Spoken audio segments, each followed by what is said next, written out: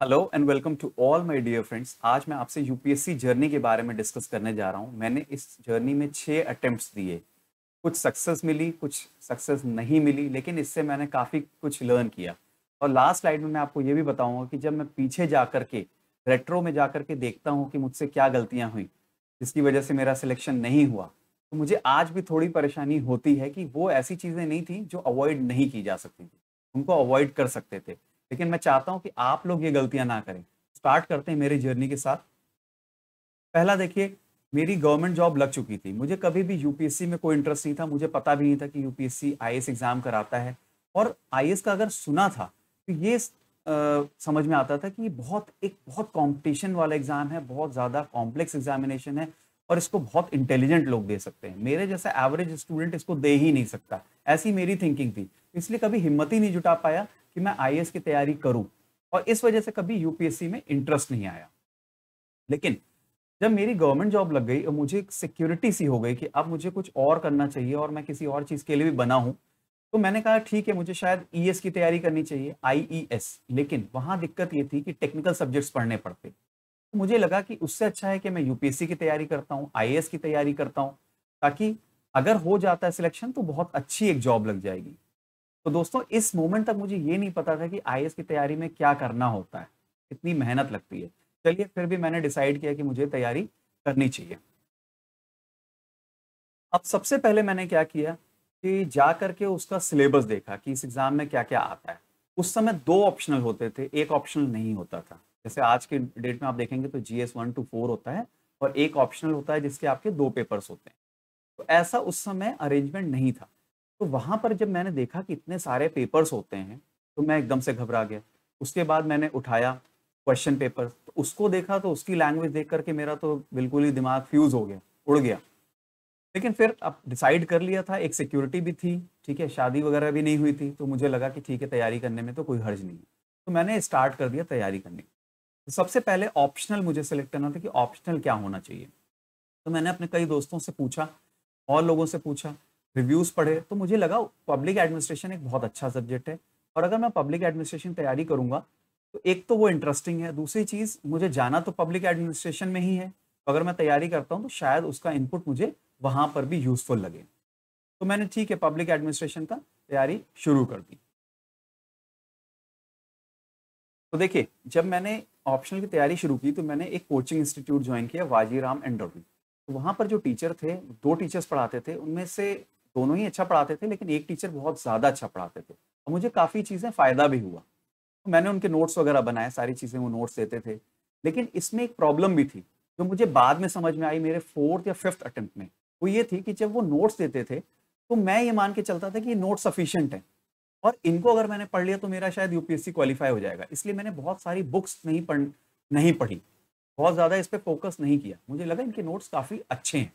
लेकिन मैं आपको दोस्तों एक बात बताता हूँ, जब भी कोई टीचर आपको पढ़ाता है तो वो अपने पर्सपेक्टिव से पढ़ाता है, जो उसको इंपॉर्टेंट लग रहा होता है।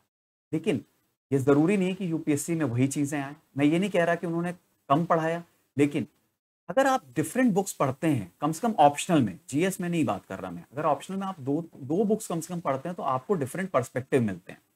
बहुत ज्यादा मटेरियल नहीं पढ़ना चाहिए, नहीं तो आप रिवीजन नहीं कर पाएंगे, लेकिन आपको बुक से पढ़ने की जरूरत है। नहीं तो कोचिंग के मटेरियल से आपको एक या दो पर्सपेक्टिव ही मिल पाते हैं। ठीक है।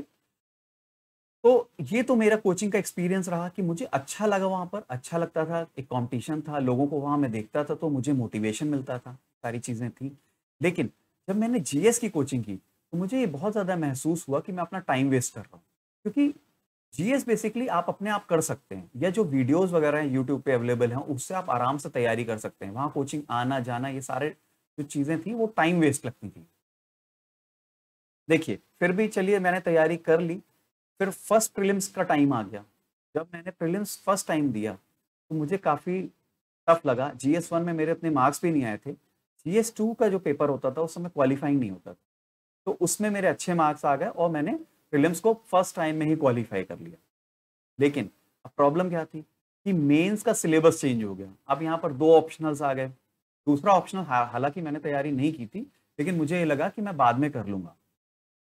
अब सिलेबस चेंज होने की वजह से क्या हुआ, मटेरियल में मार्केट में मटेरियल वगैरह भी अवेलेबल नहीं थे। मार्केट में मटेरियल अवेलेबल नहीं थे, तो ऑनलाइन मीडिया देखना पड़ा। जैसे इग्नू की साइट देखनी पड़ी, या murnal.org एक बहुत अच्छी साइट थी उस समय, तो मैंने उससे भी पढ़ाई की। तो काफ़ी चीज़ें पता नहीं थी कि क्या होने वाला है, कैसे क्वेश्चन आने वाला है। और इसी वजह से क्या हुआ कि मेंस की प्रिपरेशन उतनी अच्छी हो नहीं पाई। इस मेंस की प्रिपरेशन के ना अच्छे होने का सबसे बड़ा कारण था कि मैंने आंसर राइटिंग नहीं किया था। मुझे लगता था कि मैं अगर कोई क्वेश्चन पढ़ रहा हूँ और उसका दिमाग में आंसर सोच रहा हूँ, तो मैं काफ़ी अच्छा प्रिपेयर कर रहा हूँ, मैं जाकर के वहाँ पर लिख लूँगा। लेकिन जब मैं वहाँ पर गया और पहला पेपर दिया, तो आप बिलीव नहीं करेंगे कि मेरे हाथ स्टक ऑफ हो गए थे। आंसर लिखा नहीं जा रहा था। मुझे लग रहा था मैं पेपर बीच में ही छोड़ दूँ, 3 घंटे झेलने मुश्किल हो गए। लेकिन फिर और मुझे ये भी था कि मुझे पैराग्राफ में लिखना है। उस समय पॉइंट्स वगैरह, क्योंकि पहली बार सिलेबस बना था, तो पॉइंट्स वगैरह का इतना कॉन्सेप्ट, इतना फैशन में था नहीं। पैराग्राफ में ही ज़्यादातर मैंने सुना था कि लिखना होता है आंसर। पैराग्राफ लिखा नहीं जा रहा था क्योंकि कनेक्टिविटी और ग्रामेटिकल मिस्टेक हो रही थी। तो अगले पेपर में मैंने ये सोचा, मतलब जो अगले दिन था, उसमें मैंने ये सोचा कि मैं पॉइंट फॉर्मेट में लिखूंगा, और मैंने आंसर्स बहुत अच्छे लिखे। तो जब मेरा मेंस का रिजल्ट आया, जब ये फाइनली रिजल्ट आया, तो मैंने देखा कि जो पहले दिन के पेपर थे उसमें तो मेरे खराब मार्क्स आए, लेकिन मेरे जो सेकेंड डे के पेपर था उसमें मेरे अच्छे मार्क्स आए, जो कि GS3 और GS4 का पेपर था। तो पहला अटेम्प्ट तो मेरा हो गया, प्रीलिम्स हो गया, लेकिन मेंस नहीं हुआ, तो मैं इंटरव्यू स्टेज तक नहीं पहुंच पाया। आगे सेकंड अटेम्प्ट के टाइम पे मैंने ये सोच लिया था कि मैं बहुत ज़्यादा मेहनत करूंगा। फर्स्ट अटेम्प्ट में शायद मुझे लगा कि मैं मेहनत नहीं कर पाया, उतनी सिटिंग नहीं दे पाया, तो मैंने बहुत ज़्यादा पढ़ना शुरू कर दिया। मैंने नींद को अवॉइड करना शुरू कर दिया, 4 या 5 घंटे सोता था, दोपहर में भी नहीं सोता था।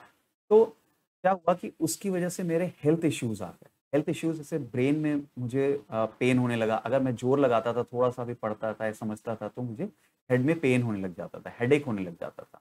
तो इस वजह ये इतना ज़्यादा हो गया कि मुझे ये लगने लगा कि शायद मैं अपनी नॉर्मल लाइफ भी नहीं जी पाऊँगा, क्योंकि मैं बेसिकली थोड़ा-सा नेगेटिव माइंडसेट का उस टाइम हो गया था। जब फर्स्ट अटेम्प्ट में नहीं हुआ, सेकंड अटेम्प्ट में ये सारी प्रॉब्लम्स आ गईं। अब मैं इसको डिवोट करता हूँ अपनी ओवर सिंसियरिटी को। तो दोस्तों, मैं हमेशा आपसे एक बात कहता हूँ कि do not be a machine. आप अपने लिए सुबह वॉक करने का प्रोग्राम ज़रूर बनाएँ। तो एनीवेज़, फिर मैंने किसी तरह गिरते-पड़ते सेकंड अटेम्प्ट दिया, मेरा प्रीलिम्स हो गया। लेकिन मेंस में तो होना ही नहीं था, क्योंकि तैयारी कुछ हो ही नहीं पाई थी। मैंने मॉक टेस्ट भी नहीं लिखे थे, ना मैंने आंसर राइटिंग प्रैक्टिस की थी। लेकिन यहाँ पर मुझे पता था चीज़ें, मैं कर नहीं पाया हेल्थ इश्यूज़ की वजह से। तो एनीवेज़, मेरा सेकंड अटेम्प्ट में भी प्रीलिम्स तो हुआ, लेकिन मेंस नहीं हो पाया। अब थर्ड अटेम्प्ट की बात करते हैं। थर्ड अटेम्प्ट तक मेरा जो कॉन्फिडेंस था, बिल्कुल आप समझिए कि ज़मीन छू रहा था, बहुत ही खराब। मुझे ऐसा लगा कि मेरा मेंस नहीं हो सकता। प्रीलिम्स निकाल-निकाल के क्या फ़ायदा है, जब मेंस होना ही नहीं है। तो इतना ज़्यादा लो कॉन्फिडेंस था कि मुझे लगा कि ठीक है, अब मुझे लाइफ में मूव ऑन कर देना चाहिए, नहीं तो ऐसा मैं स्टक ऑफ हो जाऊँगा। तो मैंने मैरिज कर ली उस टाइम पर, और एग्ज़ाम से, मेंस के एग्ज़ाम से 15-20 दिन पहले मेरी मैरिज हुई, क्योंकि मैं सीरियस नहीं था एग्ज़ाम को लेकर के, मुझे लगता था मेरा होगा ही नहीं। अब मैं जब मेंस देने गया, तो मैंने ये सोच लिया था कि ये मेरा लास्ट अटेम्प्ट होने वाला है। लेकिन by chance, by god grace, मैंने मेहनत की थी, तो मेरा मेंस में भी हो गया उस टाइम, और मैं इंटरव्यू स्टेज तक पहुँच गया। अब देखिए, इंटरव्यू स्टेज जब आप पहुँच जाते हैं, तो आप पे स्ट्रेस बहुत ज़्यादा बढ़ जाता है। उसका रीज़न ये होता है कि आप जल्दी-जल्दी इस एग्ज़ाम से छुटकारा पाना चाहते हैं। आपको लगता है कि एग्ज़ाम निकल जाए और हम जाकर के सर्विस में चले जाएँ, ठीक है? और उस स्ट्रेस की वजह से कभी-कभी क्या होता है ना कि आपकी स्माइल खत्म हो जाती है। मैं आपको बिल्कुल रियल एक्सपीरियंस बता रहा हूँ, और जब स्माइल आपके चेहरे से खत्म हो जाती है, तो आप एरोगेंट लगने लग जाते हैं। तो जब मैं इंटरव्यू देने गया, तो मुझे ऐसा फ़ील होता है कि इंटरव्यूअर को मैं एरोगेंट लगा, क्योंकि स्माइल वगैरह नहीं थी, बहुत स्ट्रेस था चेहरे पे। तो उन्होंने जब क्वेश्चंस वगैरह पूछे, तो मैं थोड़ा-सा इरिटेट भी हो गया। तो वो चेहरे पे भी दिखने लग गया। और इंटरव्यू में सबसे ज़्यादा ज़रूरी होता है काम एंड कूल नेचर। अगर आप काम हैं, कूल हैं और स्माइलिंग फेस है आपका, तो आपके इंटरव्यू में अच्छे मार्क्स आएँ। तो उस इंटरव्यू में मेरा बहुत खराब मार्क्स आए, और इंटरव्यू ओवर हो गया। इंटरव्यू तक तो पहुँच गए, लेकिन फाइनली क्वालीफाई नहीं कर पाए। 4th अटेम्प्ट में तक जाते-जाते ठीक है, मेरा कॉन्फिडेंस बिल्ड हो गया था, मेंस का भी और प्रीलिम्स का भी। लेकिन उस अटेम्प्ट में मेरे से एक गलती हो गई, जो आप मत करिएगा। अब से जो 3 अटेम्प्ट हुए थे पहले के, उसमें करंट अफेयर्स कम आता था, कॉन्सेप्चुअल क्वेश्चंस ज़्यादा आते थे, ठीक है? करंट अफेयर्स का एज़ सच नहीं पूछा जाता था, लेकिन उस अटेम्प्ट में करंट अफेयर्स काफ़ी ज़्यादा पूछा गया। लैक ऑफ प्रिपरेशन होने की वजह से, करंट अफेयर्स ना प्रिपेयर कर पाने की वजह से, और फैमिली रिस्पॉन्सिबिलिटी बढ़ जाने की वजह से, क्योंकि मेरी मैरिज हो गई थी, मैंने आपको बताया। तो मैं वाइफ को भी टाइम वगैरह नहीं दे पा रहा था, तो we were not happy that much, लेकिन उस वजह से मेरा फोर्थ अटेम्प्ट में फ़र्क भी पड़ा और करंट अफेयर्स वगैरह मैं तैयार नहीं कर पाया।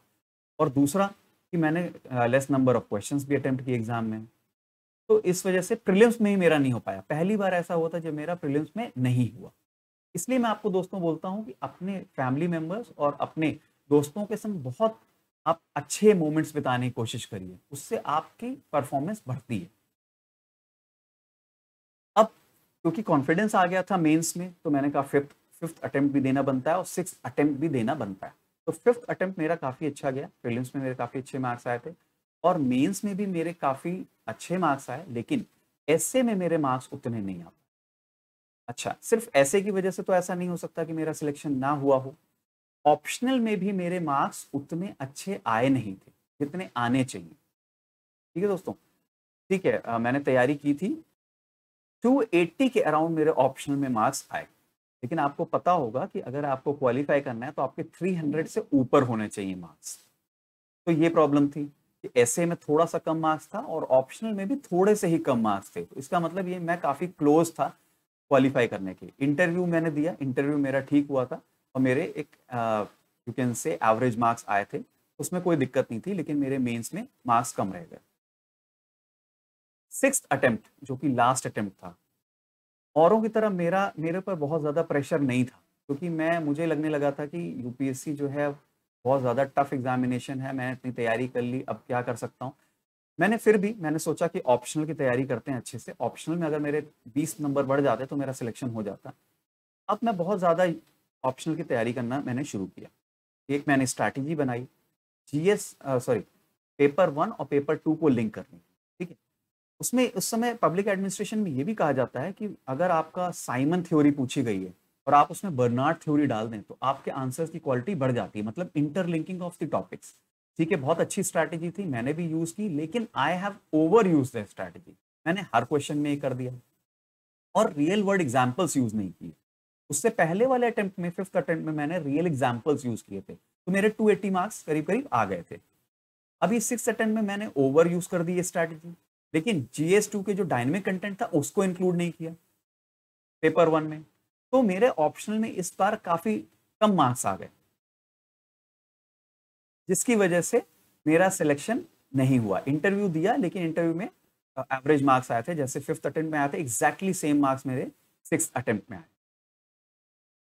तो ये थी मेरी यूपीएससी जर्नी की। लेकिन मैंने फिर सोचा, अभी भी आज भी सोचता हूँ कि मेरे से क्या गलती हुई आज भी, तो मुझे ये सारी चीजें समझ में आती हैं कि मैं कहाँ पर फॉल्ट पे था। जो मेजर चीजें हैं, ऐसे तो बहुत सारी फॉल्ट्स हो सकती हैं जो आप कर सकते हैं, लेकिन मेजर फॉल्ट्स ये है, आंसर राइटिंग प्रैक्टिस मैं इतना नहीं कर पाया। मेरी जॉब थी तो मैं इतना ज्यादा आंसर राइटिंग प्रैक्टिस नहीं कर पाया। कुछ मेरी भी गलती थी कि मैं डिसिप्लिन के साथ ये काम नहीं किया मैंने।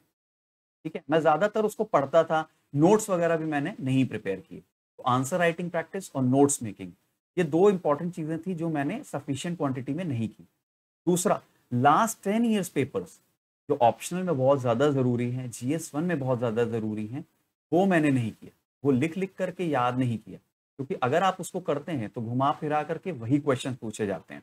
तो मुझे ऐसा लगता है कि ऑप्शनल में मेरे ना मार्क्स आने का कारण यही था, और ऑप्शनल में मार्क्स नहीं आना मतलब सिलेक्शन भूल जाना। फिर तीसरा था डेडिकेटेड सिटिंग। मेरी आदत नहीं है कि मैं लगातार बैठ के पढ़ूं, 15 मिनट 20 मिनट आधे घंटे के बाद मैं उठ जाता हूं। लेकिन दोस्तों, यूपीएससी में तैयारी करने के लिए आपको थोड़ा सा सिटिंग बढ़ानी पड़ती है। एक साथ अगर आप पढ़ते नहीं है तो रिदम नहीं बन पाता। तो ये भी एक बहुत बड़ा रीजन था। अगला कारण क्या था कि जब आप छोटी छोटी चीजों पर ध्यान देते हैं तो बड़ी चीजों को भूल जाते हैं। ठीक है, घर में क्या हो रहा है, क्या नहीं हो रहा, कई बार छोटी-छोटी चीज़ें आपको डिस्टर्ब कर देती हैं। ऑफ़िस में आपकी छोटी चीज़ें डिस्टर्ब कर देती हैं, किसी फ्रेंड से आपकी लड़ाई हो गई, किसी से आपने कुछ कह दिया, वो बुरा मान गया। ये सारी चीज़ें जो है ना आपको छोड़नी पड़ती हैं। अगर आपको कुछ बड़ा चाहिए तो आपको छोटी-छोटी चीज़ों को छोड़ना पड़ेगा। ठीक है, बहुत सारे लाइफ़ में बहुत छोटे-छोटे सैक्रिफाइसेस करने पड़ेंगे। आपको अपनी डाइट पे, आपको अपने स्लीपिंग पैटर्न पे, ये सारी चीज़ें आपको मैनेज करनी होंगी। बड़ी चीज़ चाहिए तो छोटी चीज़ों को आपको छोड़ना होगा, खास तौर से अपने ईगो को। पांचवा जो है, मेंटेन अ लो प्रोफाइल। देखिए, जब मैंने यूपीएससी की तैयारी शुरू की और मेरा प्रीलिम्स में हो गया, तो मैं आपसे झूठ नहीं कहूंगा, लेकिन एक एटीट्यूड तो आ गया था। जब मेंस हो गया तो और ज़्यादा हो गया। तो ये सारी चीज़ें क्या होती हैं कि रिफ्लेक्ट करती हैं और लोगों को रिफ्लेक्ट करती हैं। तो आप पे आपके ऊपर प्रेशर बढ़ जाता है। आपको अब तो यूपीएससी क्वालीफाई करना ही है। अगर आप क्वालीफाई नहीं करेंगे तो लोग क्या सोचेंगे? तो आप हमेशा लो प्रोफाइल मेंटेन करिए, स्माइलिंग फेस रखिए, ठीक है? लास्ट जो चीज़ है, जो एक मैंने फॉल्ट की वो ये था, जैसे गीता में कहा गया है, कर्म करते जाओ, फल की चिंता मत करो। तो मैंने फल की बहुत ज़्यादा चिंता की, कर्म उतना नहीं किया, मुझे ऐसा लगता है। मुझे ऐसा लगता है अगर आप काम करेंगे और आप बस करते जाइए, तो चीज़ें ना अपने आप जगह पे फॉल करने लगेंगी। जिसको कहते हैं things start falling in place. Nature takes care of itself. तो ज़्यादा आप रिजल्ट्स के बारे में सोचेंगे तो आप उतना अच्छा परफॉर्म नहीं कर पाएँगे। अगर आप 10 किलो का बोझा लेकर के दौड़ेंगे तो आप ऑब्वियसली अच्छा परफॉर्म नहीं कर पाएँगे। तो ये कुछ बातें थी जो दोस्तों मैं आपसे शेयर करना चाहता था और मेरी यूपीएससी से मैं चाहूँगा कि आप लोग कुछ अच्छा लर्न करें और ये सारी चीज़ें ना करें। Thank you so much.